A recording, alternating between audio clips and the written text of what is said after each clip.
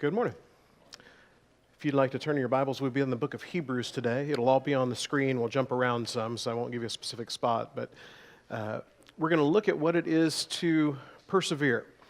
And, it was probably kind of light examples of that as we started. But there are a lot of times in life where all you can kind of do is just hang on and do your best to get through and to finish whatever it is that you've begun. And there are ways to go about persevering. I put in Persevere on the software where all the graphics come from, just out of curiosity, and a bike race was the thing that came up. And I thought to myself, I've not been in a bike race, but I do like to ride my bicycle. I haven't done it in a while, obviously. I haven't done it in a while, but I've done the exercise bike a little bit recently. I've been reminded what my legs feel like after that. And when you set out to ride your bike, you kind of have to pace yourself. You can't just set off in a full sprint, hoping that's going to work out well, because eventually you're going to tire down, and you got to kind of gradually keep going. In so many things in life, it's like that, where it seems like we just run at full speed for a little bit, and then find ourselves pretty worn out at the end of that and not quite sure what to do, and we just have to persevere and make it through. Yesterday, I was walking down Main Street behind the float, in the parade, and we were handing out little mint, it was a candy cane themed parade this year, so we're handing out little mints to kids as we go by, and I found myself several times getting kind of distracted by the number of people that were there and trying to not overlook anybody and make sure I was giving something to everybody, and apparently you can't throw them anymore. I don't know why, but you have to hand them out to people. And I realized a few times that suddenly I was next to the nobility door float, and my float was way up there somewhere, and Brian has to kind of run and catch up because I wasn't pacing it right. And when we look at the book of Hebrews that we've been reading this week, there's kind of a struggle because there's so much here, but one of the recurring themes in Hebrews is the idea of perseverance and how to go about persevering. So we're going to look at, and if you're a note taker and a list person and all that kind of stuff, I will warn you ahead of time, there are lists within the list today. So there's a major list of 3 things in the way to persevere, and then a little bit within each of those that we're going to look at as to how those things individually work. So as we look at the way to persevere this morning, the first thing that is talked about quite a bit in the book of Hebrews, and I always catch myself saying that Paul writes in the book of Hebrews. He may have. We don't know. We don't know exactly who wrote it. There are lots of theories. If you care about such things, there's a theory of Paul. There's a theory of Barnabas, because Paul tends to say that he wrote it, but maybe didn't in this case. There's a theory of Priscilla having written it, because if a woman wrote this in that day and time, it would be very unusual for it to be accepted by the church, and maybe it was done anonymously for that purpose. I don't know. I have no real strong opinion. But whoever wrote Hebrews, first of all, tells us to hold fast. In Hebrews 3, verses 5 and 6, he says, Moses was faithful. And by the way, if you have not been reading through the Scripture with us, a lot of Hebrews, especially the first part of it, is about all of these things of the Old Testament that people would have been very, very attached to. It's called Hebrews because he is writing to people who are Hebrew of descent, who were Jews at somewhere along the way, and now they are followers of Christ. And so one of their struggles is the value they place on the Old Testament and letting go of some of those pieces of it. And for them, Moses is going to be a very important figure. Now, he's an important figure for us to a degree, but we don't take a communion remembering Moses, even though, ironically, as Jesus did that Last Supper, he was remembering what God did through Moses back in the book of Exodus. So it was an important part of their lives, but Moses is nothing when compared to Jesus. Jesus is something that goes far beyond that. So it says, Moses was a faithful servant, faithful in all God's house as a servant, to testify to the things that were to be spoken later. But Christ is faithful over God's house as a son, and we are his house. And I will challenge you, by the way, I debated about bringing this up later, but as we go through these scriptures this morning, I want you to notice how many things that are in the plural. Almost all the time through the letter, the Hebrews writer is not talking about you or me or I. There's a lot of we. There's a lot of us. And so we are, and I believe for us, we are God's house as a son. and we are his house, if indeed we hold fast to our confidence and our boasting in our hope. So first of all, he says to hold fast to confidence in our hope. And again, this is, I think, immediately a challenge for us as Christians because we don't always feel confident, do we? Think of the number of things when it comes to God or Scripture or church that you don't feel completely confident about. In some of those things, you may struggle. Some of those things you wish you had a clearer answer in your mind. But the Hebrews writer here tells us that you can hold fast because you have a confidence in the hope that you have. The hope that you have is not the way that the world talks about hope, where it's something that you hope it all works out okay, you hope everything's going to be all right. Our hope is something that is more solid than that. And when I think of hold fast, in my mind at least, the analogy goes away from guys on bicycles at this point. I think of guys on the side of mountains at this point. And I know nothing about climbing other than what I've read in books or seen in movies. But what I do understand is as you're climbing, if you're climbing something where there is kind of a solid face there that you're having to make your way up, it's all about the holds. It's all about where you can find a solid place to hold on to, and you anchor in these places, and you better know what you're doing. Because if you don't, you might find yourself sliding down the side of that mountain. We can hold fast. We can be confident in our hope of what God is going to do. Then in verse 14 of chapter 4, he says this, "Since then we have a great high priest who has passed through the heavens, Jesus the Son of God, let us hold fast our confession. For we do not have a high priest who is unable to sympathize with our weaknesses, but one who in every respect has been tempted as we are, yet without sin." So secondly, we're going to hold fast to the confession of our high priest. And most of this, by the way, is language we don't use very much. When do you think of your confession when it comes to your life within churches of Christ? And I'm going to guess it would be something that happens right here or up there, depending on who does it. And someone before you're baptized says something along the lines of, "Do you believe that Jesus Christ is the Son of God?" And they may add some other things to that. And then you will say yes, and then they will baptize you. And that's almost where we leave confession in the church sometimes if we're not careful. And high priest, we definitely don't talk about that kind of thing very much. And yet, that's who Jesus is to us. Jesus is one who has come here and lived on earth the kind of life that we are to live, and he has lived it perfectly. And now he is one who represents us before God. He's our high priest. And so we hold fast to the confession that we know this is who he is. And because of that, we can be okay in the sight of God. We don't have to worry about that. It goes back to the first point. The confidence that we can have is not because of us. It's a lot of what Jet was talking about in class this morning. It's not because of what we're doing, how great we are, how much we've got it together.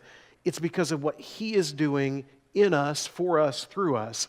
It's all about what he is. We have this hope in him, and we hold to our hope and our confession in who he is. And then later in the book, in chapter 6, verses 17 and 18, he says, "So when God desired to show more convincingly to the heirs of the promise," to the Hebrew people in this case, to the heirs of the promise, the unchangeable character of his purpose, he guaranteed it with an oath, so that by two unchangeable things, in which it is impossible for God to lie, we who have fled for refuge might have strong encouragement to hold fast to the hope set before us. We have this as a sure and steadfast anchor to the soul. And even if you know nothing about boats or sailing or any of that kind of stuff, you understand what an anchor is. And you know that is something that you can drop and count on remaining in the place in which you are. We hold fast as a steadfast anchor of the soul, a hope that enters into the inner place beyond the curtain, where Jesus has gone as a forerunner on our behalf, having become a high priest forever after the order of Melchizedek. We hold fast to hope in an unchanging God, a God that we know is going to be exactly who he has always been in the future. We know that if you've been reading through Scripture this year with us, all of these stories where we see God's people often make bad choices and go in the wrong direction, that God is unchanging and God is steadfast, and we can count on him the way that they should have been able to. They just didn't seem to understand that he was unchanging. He was one who is, as the Hebrews writer here says, does not lie. So all of these things that he has told us within his word that he will do, he will do. He is the unchanging God. And then in chapter 7 and verse 23, he says this, "Let us hold fast the confession of our hope without wavering, for he who promised is faithful." We can hold fast to hope in our faithful God. We can see what he does, but the word he uses here, unwavering, or if you've got, I think it's NIV or King James, I can't remember which one, unswervingly. I love that word. Holding fast in just a straight kind of way, and this is where the example I gave at the beginning really comes into play. As I'm driving along in this hyperspace of snow up 3W, I realize I really can see about 30 yards in front of me right now, which is not a great way to drive, by the way. I don't recommend it. And so it was one of those things where I have to count on the yellow line that hopefully is still a little bit on my left, and the white line that is just increasingly mixing in with the snow that's falling on the ground on my right, to try to hold unswervingly to the path. I don't want to keep moving back and forth. In our lives, I don't know about you, I feel like there's a lot of swerves sometimes. I feel like I'm driving life down Ada roads sometimes, where you would love to look at the yellow and the white lines, but they're not there. You can't see them. And the road is bumpy, and there's a little piece of the side missing and all of that. And as you're going on, it's hard to stay in the right path. I drive down a road on the way home every day that is so bumpy at night, I can't tell if the people are flashing their lights at me or not. It looks like they are, but I really don't think they are. I think it's just the bumps over and over again. And as I go home, I think it's hard sometimes to stay on the right path. It's hard for us in life to not swerve back and forth to all the different things that would take our attention or our time, or the things that just look so enticing, or the times where maybe you're not confident in what God's doing and you've forgotten, and so you find yourself kind of drifting away from him. The Hebrews writer here says, hold fast to the hope in a faithful God and do that unswervingly, unwaveringly. Know that you can stay with him, and that's going to be the right way to go. So first of all, we hold fast as we try to persevere. Secondly, the Hebrews writer will tell us to draw near. You want to hold fast to something, but you also want to draw near to something. In chapter 4 and verse 16, we read verses 14 and 15 a minute ago. Verse 16 says this, "Let us then with confidence draw near to the throne of grace, that we may receive mercy and find grace to help in time of need." So we are to draw near to the throne of grace, but we are to do that in time of need. Where do you go when you're in need? Do you have friends that you think you can count on, family you can count on, and all those are good things?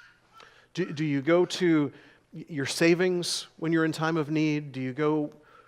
I think that's when prayer life tends to get a little better, it seems like, when you're in a time of need and you feel like there's nothing you can do to fix it. But the Hebrews writer here would say to us, draw near, and then what he describes us drawing near to, the throne of grace. And when you look at thrones in the history of the world, is grace the thing that comes to mind? Isn't it usually grandeur and power and authority and wealth, and those thrones are, overlaid with gold, or they're made from the finest wood or whatever. You don't think of, but God's throne is different than that. God's throne is a throne of grace that we draw near to when we are in need. He wants us to come to him when we're in need. And a lot of us tend to go a lot of different directions and tend to look to a lot of different places when we're in need. And God would say to us, come to him first. In chapter 7 and verse 25, he says this, "Consequently, he is able to save to the uttermost those who draw near to God through him, since he always lives to make intercession for them." Draw near to the one who is able to save. And again, part of the reason why we draw near to the wrong things or the wrong people or the wrong groups is we have decided that that is where our salvation comes from. We would never use those words, by the way. But we think these are the ones who can fix it. These are the ones who can make it okay. And the Hebrews writer here tells us in verse 25 of chapter 7, this is the one who is able to save. It's not someone else. It's not all the others. As we're driving up the road in the snow, we got behind, it was either a plow or a truck dropping sand or something, but it had big flashing lights and it was moving at a comfortable speed, and we got in behind that thing and stayed with it until it finally turned. And I felt like, I don't have any idea sometimes if we're on the road or not, but I'm pretty sure that guy is. And so if we're behind him in the flashing lights, we're going to be okay. We need to know who the one is who is able to save. And whatever is going on in your life, whatever you think needs to be fixed or made right, there is one. There is one who can do that, and you can count on every time. Draw near to him.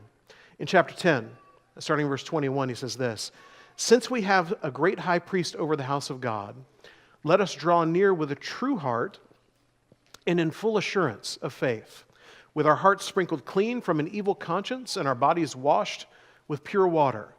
We are to draw near to him with true and clean hearts." And who gives us those true and clean hearts? Again, it's not us. We haven't made that right. We haven't fixed that. We can't cleanse ourselves before God. But God has made it so our hearts can be truly clean. And how many of us walk around through life every day feeling like, I'm not good enough, I have messed up, I have not done the right things, I've said the wrong things, I've made the wrong choices. And God would say to you, I can make your heart clean. Draw near with a true and clean heart. And in Hebrews 11 and verse 6, right in the early part of that chapter of all of the faith heroes that we read about, he says this, "Without faith it is impossible to please him. For whoever would draw near to God must believe that he exists and that he rewards those who seek him." So we want to draw near to him in faith of his existence and of the reward that he's promised. When we draw near to him, we can be confident of who he is and the fact that he existed and that he spoke all this into existence and that he loves us and cares for us. We can draw near to him in that kind of faith, and also in knowing that when he says there will be a place for us with him, that's going to happen. You don't have to worry about it. You don't have to be unsure about it. You can know, just like all of those people that he will go on to describe in Hebrews chapter 11, that live these amazing lives of faith and didn't see the promised land and didn't see the end of that, but knew that they would have a reward because of what God does. So to persevere, we hold fast and we draw near. And third, and I think maybe most beautiful for us as the church, we're going to be people who be together. We're going to live and do this life together. We don't do this on our own. Throughout these verses, so many times we see the we and the us, not the I and the you and the me. It's us as a group working together, living together, getting closer to God. Continuing there in Hebrews chapter 10 where we were, verses 24 and 25, he says this, "Let us consider how to stir up one another to love and good works, not neglecting to meet together as is the habit of some, but encouraging one another, and all the more as you see the day drawing near." Now, I love, maybe one of my favorite phrases that we find in Hebrews, stir up. Because the way I think with words and all that kind of stuff, I immediately, in my little Bible software, I will click on that word and it will show me what the Greek word is. And that Greek word is all about being disagreeable. Now, I don't know about you, and I accuse no one in this room, but over the course of church life, throughout my life, I have run across some disagreeable brethren somewhere along the way. People that just, it's never going to be enough, it's never going to be right, they're going to disagree with you, whatever. It's kind of how people are sometimes. I would probably, if I were honest with myself, I have probably been disagreeable brethren somewhere along the way, where I thought to myself, this needs to be different, this needs to be my way, and all that kind of stuff. This is a word that is all about just kind of this annoyingly disagreeable kind of thing. And the way he uses it is be disagreeable about not doing good. We got to be people who do good. So we're going to stir each other up if we're just sitting and doing nothing. I've had times where, as a youth minister, I took teens down to the coast. We did a Hurricane Katrina cleanup stuff. One day, the group I was with got the task of cleaning up a cemetery, which I'm going to have to tell you is not the most exciting thing for a group of teenagers. When you're like fixing someone's house and you can see the people who are appreciative, it's one thing. But when it's just stones, sometimes that's not quite the thing that you thought you were going to be in for. And I had a couple of junior high girls that would, every time I would turn around, they were taking a break. And I would go over to them and I was like, "Hey, what are you guys up to?" "We're taking a break." I said, "Weren't you just taking a break like 2 minutes ago?" And they said, "Well, we needed a break from that break." And I've constantly had to kind of prod and move. And I thought, this is kind of how life is sometimes, isn't it? Sometimes we get kind of settled and comfortable and we just feel like we've done what we need to do. Sometimes we need to be disagreeable about that and push each other to do better, to do more, to live in the way that God would have us to live. So we're stirring up. We're stirring up one another to love and good works. So when we are not being loving, we are encouraging and lovingly telling each other, let's be more loving than we're doing. Let's try to be the way that God would have us to be. And then secondly, if we're not doing good and our time is being spent in all kinds of other ways and places, we're missing something. So we're stirring up toward love and good works. Secondly, in that passage, he says this: we need to be people who are not neglecting the assembly. Now, obviously, you're here, and so maybe I'm talking to the wrong group here, but if you're watching online, and you could be here. If we know people who are not here and don't regularly come and be a part of this, maybe we need to encourage, stir one another up to be here, to be a part. And if you are one, you're here today, you're not usually here, and for whatever reason God brought you here, maybe this is it. Maybe this is the reason to remind you that this is important, this is worthwhile. And I don't just say that because I'm the one up here talking. I really believe this is an important part of the life of the church. And the whole idea that we can somehow live for Christ in the way He would have us to without this doesn't make sense to me when I read my New Testament. We need to be people who are not neglecting the assembly. And then third within that, encouraging one another. And maybe these things are together, by the way. Maybe the reason some people don't come, they're not here as part of the assembly, they neglect the assembly, is they don't feel encouraged while they're here. Now, I get that's partly on them, but at the same time, could we do more to be more encouraging to people? I can. I could be more encouraging all the time if I just think about it. Could we be people that are more interested in doing love and good works than so many other things? We can. We need to be people who are encouraging one another, being together in the assembly, stirring each other up toward love and good works. And then in chapter 12, and we'll bring it all together here. In chapter 12, verses 1 through 3, he says this: therefore, since we are surrounded by so great a cloud of witnesses, love that phrase, because he has just finished talking about all of those spiritual giants of faith in chapter 11. All of those people that we do VBS stories about. And remember the great, amazing things that they did. And then he says that we are surrounded by this great cloud of witnesses. And I don't know exactly how that works, but I like to imagine what we see when we go to a sporting event and there's a crowd there and they get charged up by what's happening on the field or on the court. I like to imagine it's like the band concert where all the parents are out there watching seventh graders that have just begun to learn how to play something, and they're encouraged, they're applauding, and they're excited. I like to think it's those moments where you get positive reinforcement in life, where you bring a good test grade home, or you've done the right thing, or you've helped someone, or you've worked towards something. We're surrounded by this great cloud of witnesses. Let us also lay aside every weight. And in so many things, when we think of athletics, it's all about not being burdened down by unnecessary stuff. Life is kind of like that too. We lay aside every weight and sin which clings so closely. I have in our house, there is a blanket that has been out somewhere where there are stickers on the ground. And that blanket is sitting there waiting for someone with patience, probably not me, to go through that blanket and pick all of those things out. And I didn't realize it, by the way, when I picked up the blanket, threw it in the washing machine, thought I was doing a good thing, dried it, got it out, and the stickers are even more embedded than they were before. Don't nod that much. It's going to take some time. The sin that clings so closely, you got to work at getting rid of that in your life. It's not just going to go away on its own. It's hanging on. So we lay aside the weight and the sin that entangles or that clings so closely, and let us run with endurance the race that is set before us. This life is not a sprint.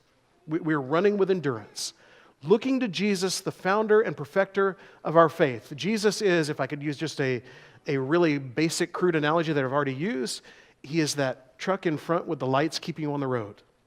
You follow, and you follow closely, looking to him, looking at his example of what he has done in life, how he would have us to live, looking to Jesus, the founder and perfecter of our faith, who for the joy that was set before him endured the cross. Those things don't go together, do they? But he knew the cross was not the end. As he would want us to know, whatever the thing is that you feel like you're persevering or enduring through, it's not the end. For the joy set before him endured the cross, despising the shame, and is seated at the right hand of the throne of God, that mercy seat, the throne of God. Consider him who endured from sinners such hostility against himself, so that you may not grow weary or faint-hearted. We are people who are running this race together, and we are running with endurance. I have run a race one time that I can remember. I was in the youth group at the Church of Christ West in Mobile, Alabama. It's this little church of about 60 people. We met in a double-wide trailer that had been converted into an auditorium. And the youth minister in that group, I say youth minister, he's a guy who liked to work with the teens. It's not like we had a real youth minister. The youth minister for that group loved to run in this 10K every year. And so he was encouraging the teens to go along and run in this thing, and it seemed like a great idea, and they were all friends, and about a K into 10K, I thought, what is going on? Why am I here? And I probably never would have finished that thing, largely because I didn't care. I was there because my friends were there. But I had friends that were going alongside. And so I just kind of keep going alongside, and eventually crept over the finish line, and it made it through. This race of life is too difficult to do on your own. And so he says, run together this race and run it with endurance. Persevere. This morning, if life feels like just a constant need to persevere, you are not alone. This is the life that a lot of people lead, where it just seems like one struggle to the next struggle to the next struggle.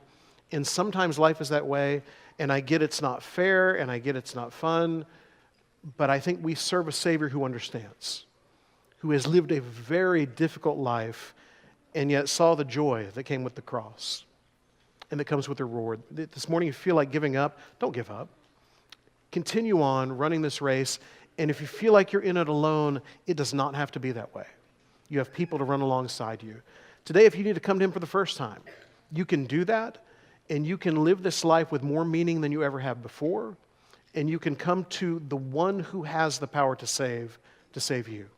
Or if you need to come back to Him today, you can do that too. If there's some way we can help you as your church family, please come while we stand and sing.